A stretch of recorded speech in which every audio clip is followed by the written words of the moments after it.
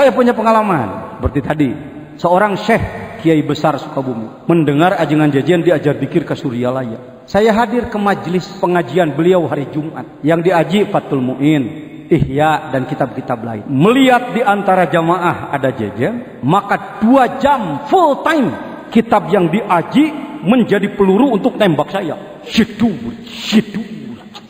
Kelihatannya kiai lain puas betul melihat jajan dihantam. Ada anu katingalina kumat kemot bibira. Kira-kira kalau diterjemahkan lebok sia, makan lo. Sampai saya disebutnya oleh kakak beliau adalah banget kulit badakeun. Memang jangan jajan kulit badak banget. Gablek ka era. Sakit manusia. Marah manusia. Hampir siang aja angkat. Kita ke mana ngaji teh? Ayo, ka saya maksudnya. Wajar kalau saya begitu? Ada dalilnya? Uyah bayar, wa jazau sayyiatin di kelasnya. Kelas ujang. Terserah mana rek kumaha, kelas ujang tuh.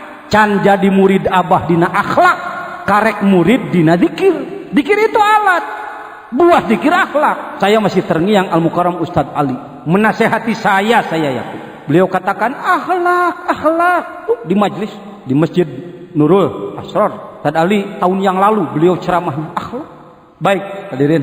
Jadi tadi kumaha tuh Pak Jajan? Maka saya pun berpikir, ini yang sedang ngomong kiainya apa setannya kira-kira? Kira-kira sih yang lagi ngomong begitu nyegokan batur bari puntak bentok mah lain kiai nu ngomong imah setan. Setan takutnya hanya oleh Allah. Maka saya layani dia dengan zikir kopi dari senyum nyeri teh. Udah mau ujug-ujug jadi kelas arif billah, ada proses dulu. Selesai pengajian saya musopahah kepada beliau. Assalamualaikum pengersa. Waalaikumsalam. Nyuhunkeun duana. Aya naon ajengan mingon payun abdi bade dongkap deui. Untuk mengenakan beliau, minggu depan saya akan datang lagi. Artinya tidak tersinggung. Minggu depan saya datang lagi ngaji lagi. Ternyata masih ada sisa. Tapi alhamdulillah setengah main habis. Sajam deui beak we. Geus biak urut amuk segala. Saya katakan udah lain. Musafahah lagi. Izin Allah karena beliau tokoh NU. Ternyata di dalam ADART anggaran dasar, anggaran rumah tangga Nahdlatul Ulama ada 14 lembaga, 2 lajnah dan 10 badan otonom. Badan otonom nomor 1 adalah Jam'iyah Ahli Thoriqah Al-Mu'tabaroh An-Nahdiyah. Izin Allah saya dikirim ke muktamar di Pekalongan seizin pengersa abah. Ada orang yang mengatakan kepada saya, ajengan biasana abah tarang izinan mau balik Suryalaya kudu kumpul-kumpul jeung organisasi lain. Ya, saya katakan saya akan coba. Saya menghadap kepada pengersa abah abdi di ulem kajamnya Ahli Thoriqah An-Nahdiyah kanggo ngirim muktamar jung sing berkah bager. Itu sudah lain cerita itu. Kepada saudara-saudara yang kebetulan, nah ini sudah kebetulan diwanya temen ngomong kebetulan. Ya wasitna mah dia. Cicing-cicing keur ngawasitan ingin nyaho.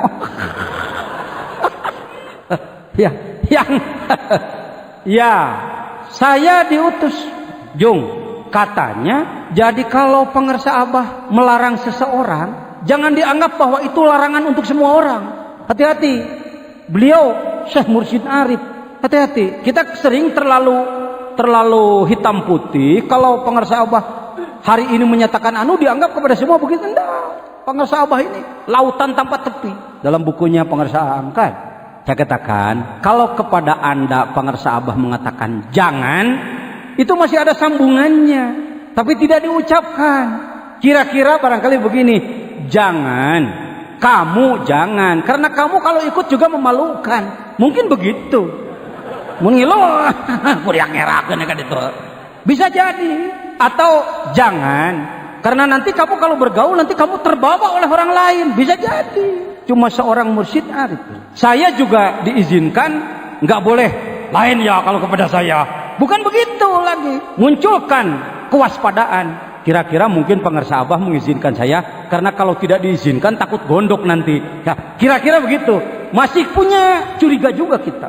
Tapi tidak mustahil juga, ini ada sebuah misi penting. Berangkatlah kami ke sana. Singkat cerita, saya harusnya ikut di Komisi Bahsul Masail. Izin Allah ketika saya sedang berjalan, datang Kiai Haji Ahmad MM Kiai Sukabumi mengatakan ajengan jajan dirubah. Ajengan jajan tidak jadi di komisi seminar, tapi di komisi Bahsul Masail. Balik lagi ke kaum Kulon di Pekalongan. Di situ sudah penuh seperti ini masjidnya. Begitu saya di luar, saya katakan dengan Kiai Komarudin, Kiai ke dalam. Kata beliau, kata Kiai Komarudin, jangan sudah penuh, malu ke dalam.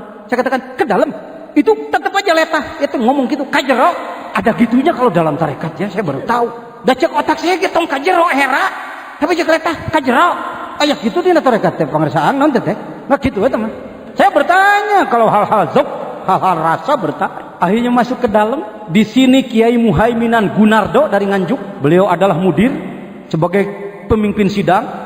3.000 yang hadir, di situ 500 dibagi 6 komisi. Dan di depan beliau masih ada tempat untuk 2 orang kosong. Tuh, itu mankobah itu. Mankobah Sultanil Aulia Sayyidi Syekh Sahibil Wafa Tajul Arif. Salah satu mankobahnya sudah ditulis, ya dioret-oret sudah. Satu saat harus ada mankobahnya beliau. Kiai Oman mengatakan, heran ya kata dia. Kamu heran, gue sih enggak. Tarekah, ini dongeng dulu. Padahal saya sudah menyiapkan materi. Nantilah nanti. Ketika akan berangkat karena saya peserta anak bawang dadakan, saya ambil kitab. Kalau orang lain 2 bulan sebelum muktamar sudah dikirim masalah yang akan dibahas. Saya karena anak bawang, anak dadakan, mau berangkat gimana caranya ini? Ngambil kitab satu, warna hijau, fotokopi, namanya Al-Anwarul Qudsiyah, pemberian dari Pangersa Cijeuri. Saya bawa kitab itu ke Pekalongan. Waktu mau Bahsul Masail, saya bawa juga. Maksud dibawa, ya pokoknya senang bawa aja, memang lagi dibaca. 500 halaman selesai saya baca. Musyawarah dimulai. Soal pertama, bagaimana menurut pandangan Al-Mukarramin para ahli thariqah kalau ada petir menyambar rumah dan berubah menjadi ular, tapi ia takut oleh kayu cendana? Silahkan dijawab. 17 kabupaten menjawab. Bondowoso, Banyuwangi. Lalu apa itu yang pernah dipakai muktamar NU teh naon itu? Oh, poh dengarana. Situbondo, Jombang, Demak, Meranggen menjawab. Memang ulama thariqat NU dijarako ngaji, Pak. Saya belum menjawab, pengen tahu gimana sih caranya menjawab. Soal kedua, bagaimana hukum robitoh di saat berzikir? Rasanya sih saya tahu. Yang tadi juga saya tahu jawabannya, khosiat asupna. Tapi takut salah cara menjawab, hati-hati. 17 kabupaten tadi angkat lagi. Memang beliau sudah mutolaah semua. Saya angkat tangan. Kata Ki Muhaiminan, Kiai dari mana? Sukabumi. Sukabumi apa suka NU? Suka dua-duanya Pak Kiai. Guyon karena memang anak baru. Nggak ada kamusnya Sukabumi ikut-ikut jawab urusan torekat. Oh ini nongol Sukabumi mau ngapain nih? Nimbrung, lauk buruk milu mijah cek orang. Kayak Sunda dijawakan jadi gitu, lauk buruk milu mijah. Batok-kokok pada kukut. Batok-kokok pada huut. Batok-kokok pada huut. Mau ikut jawab Kiai? Insyaallah. Situ Bondo, Banyuwangi, Bondowoso, Demak dan lain-lain menjawab 17. Ke-18 anak bawang yang baru ikut. Semua menyatakan bahwa robitoh di saat berzikir adalah mamnu, tidak boleh karena mengganggu kekhusyuan. Selalu berdasarkan hadis, dalil dan lain sebagainya. Ketika saya murid Suryalaya menjawab, robitoh di saat berzikir harus 17, jangan 1 harus. Anak baru berani melawan orang banyak. Berdasarkan kitab Al-Anwarul Qudsiyah, tadinya tak kitabnya. Halaman 461 kalau tidak salah. Ini bunyinya, Bismillahirrahmanirrahim. Wa amar rabitatu fahiya akadul adabi, dan selanjutnya. Di kalangan Nahdlatul Ulama, kalau ngomong sudah jelas kitabnya, baca kitabnya tanpa cacat. Maka saya minta pada mubalig ngaji, ya. Jangan karena kita sudah punya dikir langsung laduni, tidak kudu ngaji deui. Bodoh mah bodoh kekeh. Maneh. Yang disebutkan laduni itu ngaji ge sebuah puluhan tahun, khidmah ikhlas cingnya, lalu oleh Allah diberi bantuan, itu baru laduni. Lain tepupuh ujug-ujug bisa babacaan jadi loba teu euceuk eta pan ngimaman, eta salah eta kitu maca Fatihah kitu, maca surat kitu ngiman, yang penting kalbu. Hati Suryalaya tidak begitu. Pangarsa apa ahli ngaji, ngaos ngajinya nya kabar mubaliknya. Lamun hiji ilmu maneh teu bisa ngomong. Kang kumaha Kang dia menurut ilmu nahwu. Jadi sebenarnya nahwu itu bid'ah. Kita tidak perlu lagi saksarua. Jangan begitu. Akang mah teu ahli, teroskeun ka Aang Aos, teroskeun ka Mang Abuy. Maaf nanti sobat. Dibacalah kitabnya kira-kira 4 sater 4 baris. Dan izin Allah, Kiai Muhaiminan almarhum 2 tahun yang lalu wafat. Beliau mengatakan, Kiai, kitab apa itu? Anwarul Qudsiyah, Kiai. Apa boleh saya pinjam? Ingat, ini ring. Kalau Anda berantem di pinggir toko, biasa sampai benjol sampai mati nggak jadi juara. Tapi kalau di atas ring sekali pukul tak kena nilai. Kalau pengurus pusat sudah pinjam ke utusan daerah, namanya pusat nggak punya kitab itu. Nilai itu saya, oh ini mulai abah main bisa kita katakan. Kita ini kan orang-orang goblok, orang tolol, istilah Pak Wafid, panah-panah tak bermata kita ini. Kamana we dikirim, kamana dijedur ke anak orang ke Bali itu, tuh tahu tuh. Keralang kuring di Bali. Alhamdulillah izin Allah. Ya baik hadirin. Nah lalu setelah dijelaskan itu pinjam dan pertanyaan ke-1, ke-2, ke-3, ke-4. Ketika pertanyaan ke-4, sebelum 18 penjawab mengangkat tangan, Ki Muhaiminan bicara. Oleh Allah, lidahnya digerakkan melalui karomat Hadrati Syekh Guru Agung. Ini bukan main-main, bukan klinik ngomong begini. Syekh Hisham Kabbani ketika datang ke Suryalaya, beliau menyampaikan pidatonya dengan bahasa Inggris yang diterjemahkan oleh Kiai Wahyudin. Beliau mengatakan, saya sedang bicara. Sebenarnya yang sedang bicara bukan saya. Nih orang yang diam di pinggir saya yang sedang bicara, yaitu pengersa apa? Dengekeun adab dina tarekat. Tapi ngomongna kudu ngomong bener. Ngomong ngaco disebut ieu ti abah mas. Ngaroksak itu mah. Jadi hadirin udah didukikan tadi teh sanes ti abdi mah langsung rasa ngukur kelas atuh jang, mana kelas naon? Emang ngomong ngaco disebut ti abah. Ya, hati-hati ya. Harus hafal kelas loh. Saya sendiri nggak tahu kelas saya apa, nggak tahu. Hanya guru yang tahu. Hati-hati. Kelas orang mah kekeh kudu nyiapkeun bahan mun rek ngomong. Dalilna ieu, hadisna ieu, kaul ulamana ieu, tepikeun. Tulis sakalancing bener bisa salah maca. Ya, ulang-ulang dulu sebelum ceramah itu. Oh ini ya, materi ini yang akan saya sampaikan ulang. Oke, upami di kelas pengersaan yang sudah wihdah itu kelasnya baru. Kelas orang mah. Hati-hati ya, jempling deui bangun ada amuk sekai. Aya kopral nganteur jenderal hayang kiih bajuna dititipkeun ka saha ka kopral. Cek kopral kasempetan aing jadi jenderal hese mengpengompol jenderal. Pake weh ah. Cek si kopral papanggih jeung batur. Hormat. Bintang 3 goblok. Cek batur. Si Udinnya. Aing ge nyaho si kopral macet. Si kopral pakai apa? Pakai baju kira-kira disebut jenderal waras, jenderal sedeng. Hati-hati Anda. Jangan terlalu cepat memposisikan diri bahwa kita orang yang layak mendapatkan faidul karomah. Jangan. Kita orang biasa-biasa, orang bodoh, orang sederhana, orang yang tidak punya kemampuan. Normal-normal aja lah. Jangan ingin tampil beda. Lain ini mau balik torekat. Kena naonan sete. Nanti memalukan korup ya.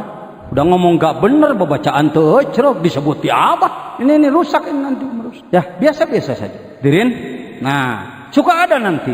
Kenapa kami dengan pengersaan kalau di Malaysia di Singapura dihantam oleh pertanyaan orang banyak sampai pengersaan punya kaedah sampai hari ini atas pengalaman-pengalaman itu. Kalau mau bertanya, bertanyalah yang sulit hadirin. Pertanyaan masih bisa dijawab, itu namanya belum sulit. Karena pertanyaan yang paling sulit jawabannya paling mudah, nggak tahu.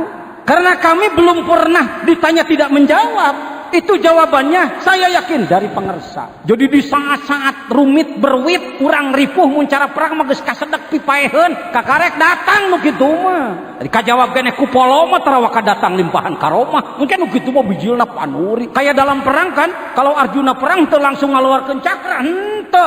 Biasa we pedang cibatu heula. Geus rumit berwit. Perang campuh geus pieleheun kakarek ada perintah ti dewa bijil cakra. Kitu nu kitu mah ulah can nahaon geus main eta. Atuh olok pusaka. Dan pengersa ini kalau yang kecapean istirahat aja. Ini nanti saya ngomongnya kan suka lama, bagus penting deh.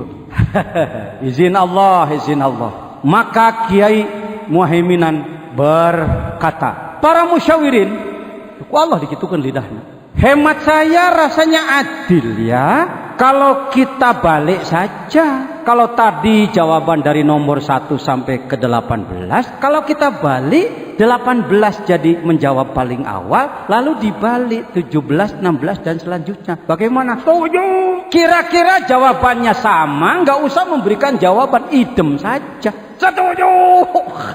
Silakan 18 menjawab. Saya menjawab. Yang lain setuju.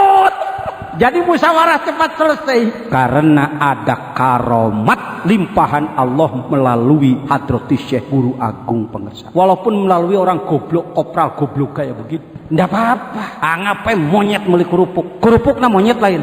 Lain cokotnya kerupuk nama. Lamun jelema pantar kieu patut membawa suatu kebenaran, ambil kebenaran. Keun lebah si jejana goreng patut butut tempat dulit teh tepan. Omean. Sudah ya. Oh begitu. Ternyata di dalam muktamar yang ke-10 ini Jawa Barat mampu memberikan jawaban-jawaban yang tepat dan telak. Karena itu maka diminta Jawa Barat segera melakukan konferensi. Bukan? Biar kita nonton karomat aja. Gen depan. Nonton karomat. Kita berkhidmat. Rapat di Jawa Barat, konferensi Jamiah Ahli Thoriqah ditetapkan di Bekasi angkatan. Maaf, kami tidak sanggup, belum siap biayanya karena biayanya 165 juta, tempat hotel dan lain sebagainya. Biasanya di Buntet saat itu tidak sanggup, di Cangkorah juga tidak sanggup. Maka semua menunjuk kita cari tempat baru, Sukabumi. Bagaimana Pak Kiai? Insya Allah. Nah, saya mah boga mursyid, boga talenan. Jika cerita nih, ini nonton karomat nih. Ini belum ngaji.